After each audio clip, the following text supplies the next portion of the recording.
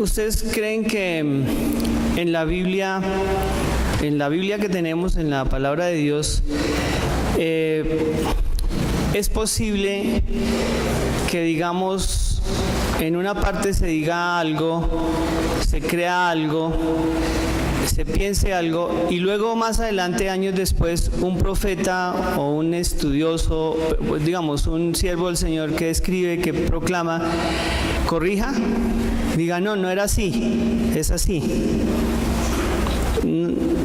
La mayoría de creyentes no creen eso. O sea, no, eso es la unidad de la Biblia, eso es lo que dice acá, dice de Génesis, Apocalipsis, y sí, es verdad, hay una unidad, pero no se nos puede olvidar que la Biblia está escrita por seres humanos y en medio de contextos puntuales. Yo les voy a mostrar uno o dos, bueno, dos nomás. El primero es un ejemplo rápido que ustedes, si quieren, pueden ir a la casa después a revisar. Y el segundo es el que corresponde para el tema de hoy. Una corrección que nadie hizo. Lo hizo la Biblia, lo hizo el Evangelio, pero la iglesia no. Y se mantuvo con la doctrina que ha hecho, entre otras cosas, mucho daño, sobre todo ha confundido mucho. Yo sé que aquí hay pastores y de pronto en algunas líneas tal vez no me haga entender, pero sí me parece importante que lo revises. Por ejemplo, en el Nuevo Testamento, Pablo escribió en su primera carta a los tesalonicenses, años 51-52, que en su primera carta, Pablo recién convertido, manejando un montón de cosas, recién convertido, digamos, tenía un tiempo, ya hace un primer viaje y ya ha fundado algunas iglesias y está escribiéndole a una iglesia por una situación puntual que se estaba presentando, y es que los hermanos de la iglesia de Tesalónica, junto con Pablo y todas las demás personas del momento histórico, en el 51 y 52, estaban esperando que Jesús viniera ya. Ustedes pueden leerlo. Pablo sigue escribiendo cartas, pero en la primera carta de Tesalonicenses, Pablo dice claramente que el Señor viene en las nubes por nosotros. ¿Sí o no? Digamos, es una esperanza vívida y clara. Esa se llama la iglesia expectante, la iglesia del Maranata, del Cristo viene. Ellos tenían perfectamente claro que Jesús iba a venir en su generación. De hecho, Pablo no se iba a morir, en ese momento él lo creía así, antes que el Señor viniera en las nubes, pues que viniera por ellos, en las nubes, como él lo describe en Tesalonicenses. Eso fue lo que Pablo dijo. Y Pablo sigue trabajando en el ministerio, abriendo iglesias, organizando pues las comunidades, poniendo líderes, etcétera, etcétera. Ahí va. Y van pasando los años. Unos 20 años después de revisar las cartas que Pablo ha escrito durante todo ese tiempo, ya, uno nota que Pablo dejó de hablar de la segunda venida de Cristo. Digamos, de la segunda venida de Cristo como lo estaba planteando en Tesalonicenses. De alguna manera él cita la venida del Señor, pero cada vez que él se vuelve más viejo y ve que no aparece Jesús por ningún lado, teniendo la seguridad que él dice, luego nosotros, los que vivimos, seremos arrebatados, él dice, creo que estoy haciendo un cálculo mal. Hasta la última carta que él escribe, que se supone que la última carta de Pablo, estamos hablando de la carta segunda a Timoteo, ¿cierto? Unos años más tarde de que ha escrito la carta de Pablo, él reconoce que tenemos que morirnos. Y Pablo dice, es bueno que entendamos que hay que morirnos. Y que todos vamos a morir y que vamos a ser como una semilla que se siembra, que se muere, pero que resucita para la vida eterna. ¿Ya? Y después de 1 Tesalonicenses, aquí entre nos, que no salga de aquí, pues para que no nos declaren herejes, Pablo no vuelve a hablar de la venida de Cristo en las nubes. Es decir, lo que Pablo está haciendo es no negando que esa es una posibilidad, sino que simplemente él ve que esa no es un tema del que haya que hablarse ya, ni el que haya que enfatizar. Pablo incluso está hablando de mantenerse, incluso en la segunda carta ya a los tesalonicenses le dice que se pongan a trabajar. Esa es una aclaración muy interesante que a nosotros se nos olvida. Es decir, que la iglesia en su proceso va creciendo y también va revisando las enseñanzas y las cuestiones que está dando. ¿Por qué no cambiamos? ¿Por qué no avanzamos? Porque nosotros nos casamos con teologías y nos casamos con doctrinas. No solamente nosotros, todas las religiones tienen ese mismo problema, no avanzan, hermanos. Pero en este caso, que es el segundo caso, rápidamente, pues pasa exactamente igual. ¿Dónde aparece la noción del pecado original? Ustedes han escuchado el tema del pecado original, ¿cierto que sí? De hecho, los que eran católicos acá y que ahora son protestantes, ¿a qué se refería la Iglesia Católica Apostólica Romana con el pecado original? O sea, mejor dicho, ¿por qué usted y yo fuimos bautizados en la Iglesia Católica? Pues para poder sacar el pecado original, ¿se acuerdan? Era una cosa que se nos había enseñado diciendo que a través del pecado de Adán y Eva, pues todos habíamos pasado, el pecado se ha pasado de generación a generación. Y que yo, cuando nacía con un pecado, o sea, nacía pecador. El pecado original lo traía yo desde antes. Y que por eso la inclinación del humano a hacer las cosas malas. Todavía en las iglesias se escucha eso. La Iglesia Católica mantiene esa teología de usted necesita ser bautizado o necesita bautizar a su niño para que el pecado original se vaya. A través del bautismo se va y entra a la iglesia y entra pues en toda la dinámica de los otros sacramentos. Pero en la iglesia protestante también se habla de eso y se cree en eso profundamente. ¿De dónde salió eso? Bueno, ustedes recuerdan un pasaje. Es el pasaje que de alguna manera orientó eso. Que el Señor es maravillosamente Dios. Está en Deuteronomio, está en Génesis, está en Éxodo. Pero, el Señor visita la maldad de los hombres y de las mujeres, ¿no? O sea, de los seres humanos, hasta la tercera y la cuarta generación. ¿Se acuerdan? Pero que Él es misericordioso por miles de años, pero que visita la maldad de los hombres y las mujeres hasta la tercera y cuarta generación. ¿Tercera y cuarta generación qué es? En términos de nombre. ¿Quiénes son? Los bisnietos. Hijo, nieto. Los bisnietos. Hijo, nieto, bisnieto, tataranieto. Bueno, cuando la cosa es pesada, hasta la cuarta generación, pero normalmente es hasta los bisnietos.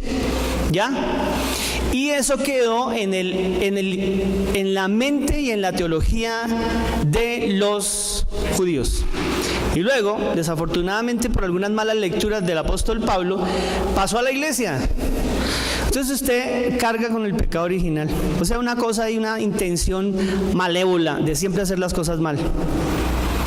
Y el Señor, obviamente, como dice la Escritura, pues simplemente el pecado del Padre será revisado y se trasladará al Hijo, y no solamente el pecado, sino el castigo del pecado, y el castigo del pecado al nieto, etcétera, etcétera. Y esto es parte de lo que hoy tenemos nosotros en nuestro escenario teológico.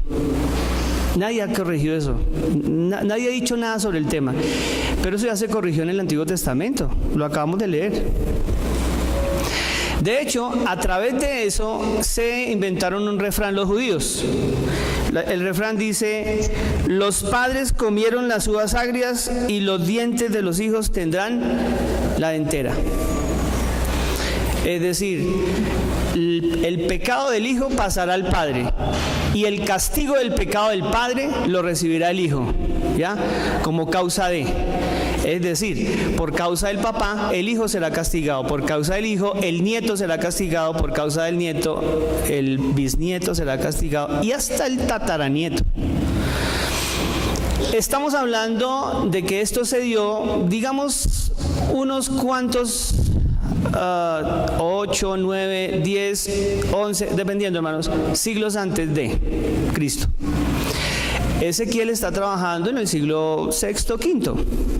Es decir, unos siglos después, un profeta da una profecía que ustedes y yo no le hemos puesto cuidado.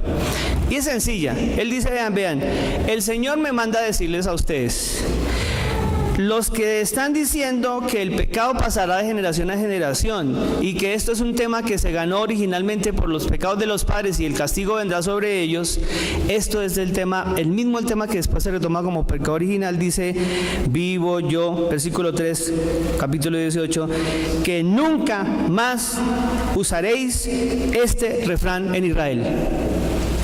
No me van a volver a hablar así. No van a volver a utilizar ese refrán. Como los refranes que nosotros utilizamos, como la Biblia dice: el que madruga Dios le ayuda. Dicen: no utilicen ese refrán que no está en la Biblia, ¿ya? Como dice la palabra de Dios, dicen algunos: no, ayúdate que yo te ayudaré.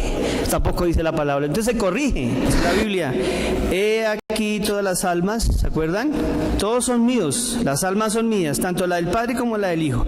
Y aquí está la impresionante corrección del mismo Dios a través de un profeta, diciendo: el alma que pecare, esa... Ahora déjenme seguir leyendo, para que ustedes vean que el tema está muy claro. Yo no sé qué nos pasa.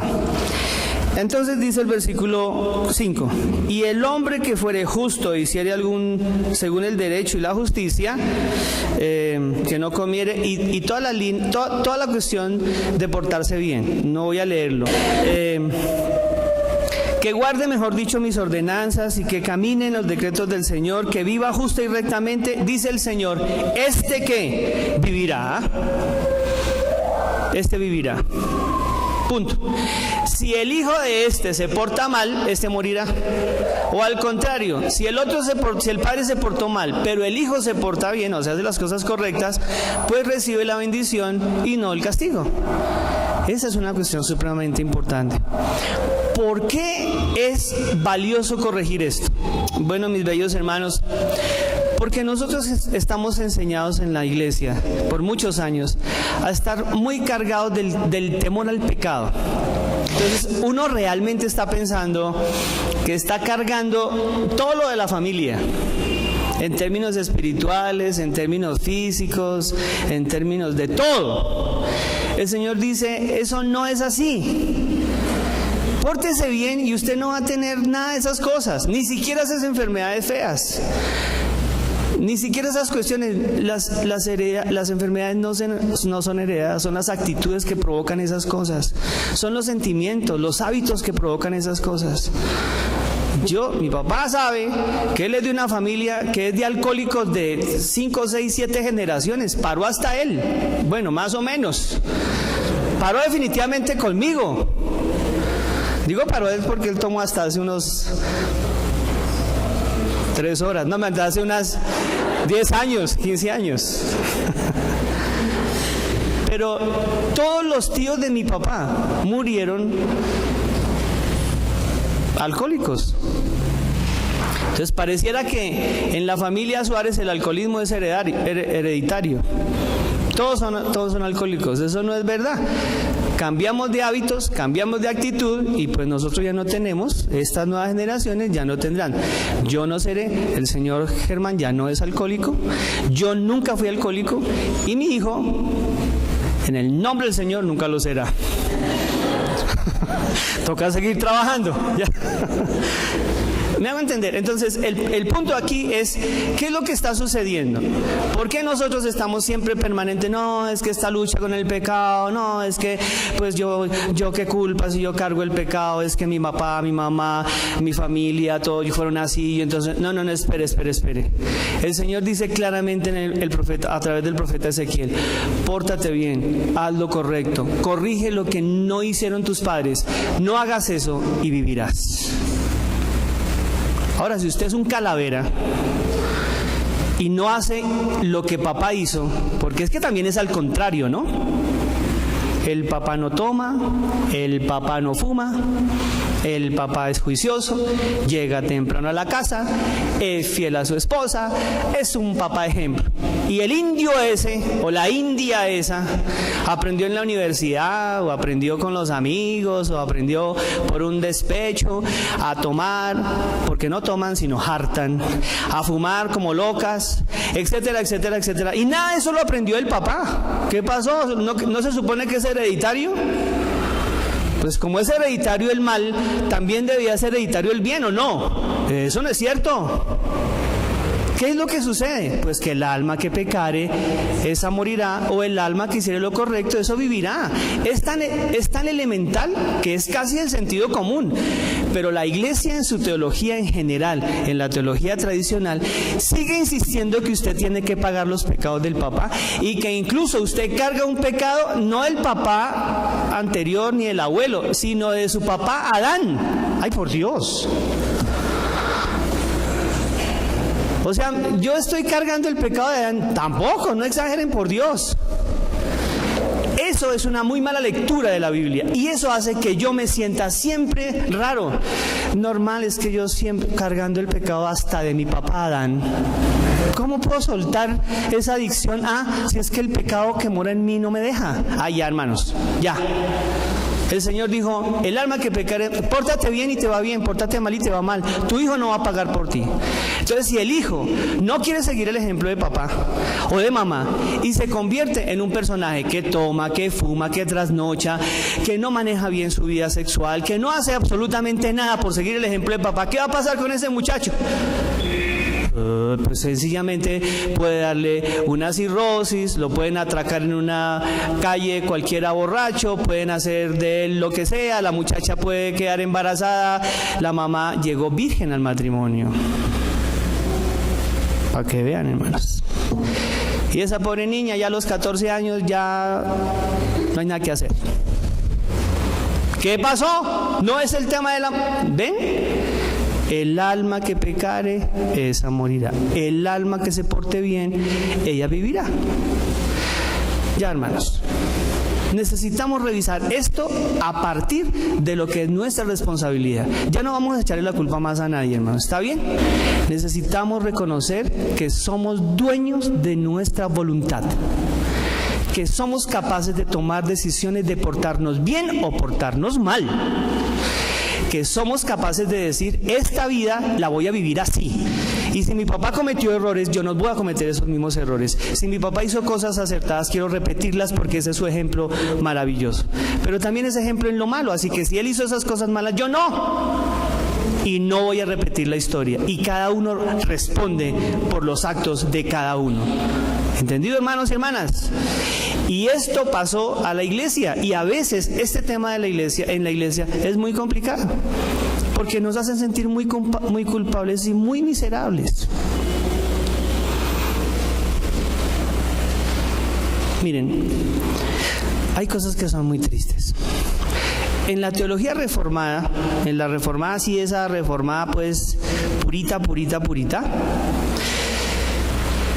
si un hijo de un no creyente, o sea, una persona que no está en la iglesia y no es creyente, se muere, en la iglesia católica, en su teología, se va ahora se va para el cielo, para un cielo como una especie de cielo pequeño y antes se iba para el limbo, ¿se acuerdan? Sí, pues porque llevaba el pecado original, entonces no podía entrar con pecado al cielo, entonces tocaba que entrara en un limbo y hiciera una especie de pequeño purgatorio infantil, y en el purgatorio infantil pasara después para el cielo. La cosa con nosotros es más grave, porque si un hijo que no está dentro del pacto, de una familia que no está dentro del pacto, se muere, se va para el infierno por el pecado original. Como ya carga el pecado, pues se murió, pues, o sea, ¿cómo les explico? No hay posibilidades. Y hoy la gente todavía sigue enseñando eso. Ay, hermanos, por Dios. Cuando Jesús en el Nuevo Testamento dice que los herederos, los dueños y herederos del reino de los cielos, ¿quiénes son? Los niños. ¿Ven cómo nos confunden? Yo les dije a ustedes, pues ya, póngase serio, no le eche la culpa a nadie. Eso es por la teoría, eso es por mi papá, eso es por... Verifique lo que está haciendo y asuma lo que está haciendo, como yo tengo que hacerlo. Esta iglesia ha estado por años, los últimos años, asumiendo sus responsabilidades en lo que hizo. Y no le vamos a echar la culpa a los viejos, o a los otros consistorios, o a la otra gente, que no somos los políticos pues, de turno, ¿no? El alcalde de ahora, no es que me entregaron una ciudad, pero eso fue lo que hizo. Todo lo malo es culpa del anterior alcalde. Vamos, hermanos, este es un asunto de bendición para todos. usted y yo vamos a decidir hacer las cosas correctamente.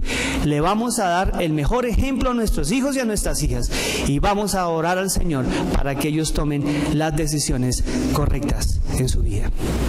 Oremos.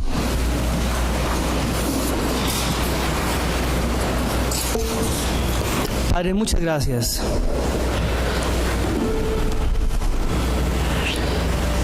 Ezequiel, de manera maravillosamente clara, le dijo a Israel: ya no más, no sigan repitiendo ese refrán. Desafortunadamente los judíos no creyeron, no hicieron caso, no corrigieron esa teología. Y pasó incluso hasta el tiempo de Jesús, cuando los discípulos, por la enfermedad de ceguera de un hombre, le preguntaron: Señor, ¿quién pecó, este o sus padres, para que naciera ciego? No habían leído a Ezequiel y no habían corregido lo que tú corregiste a través de tu profeta. Hoy, Señor, estás corrigiendo a todos nosotros, que ya no más justificar nuestros pecados y nuestras faltas en otros, que ya no más estar echándole la culpa a otros, teologías, doctrinas, personas, situaciones, estructuras políticas, de nuestras fallas y de nuestros pecados, de nuestras ignorancias. Ahora, Señor, es necesario asumir nuestra responsabilidad y decirte: ayúdanos a hacer las cosas correctamente, estar contigo, hacer justicia, obrar misericordia y seguir caminando contigo humildemente. Déjanos aprender esto y reconocerlo una y otra vez. Ya no más, Señor, pensar que no somos capaces de vivir correcta y piamente en este plano terrenal. Tú nos ayudas, nos acompañas y tu Espíritu Santo nos unge y nos anima a seguir. Amén.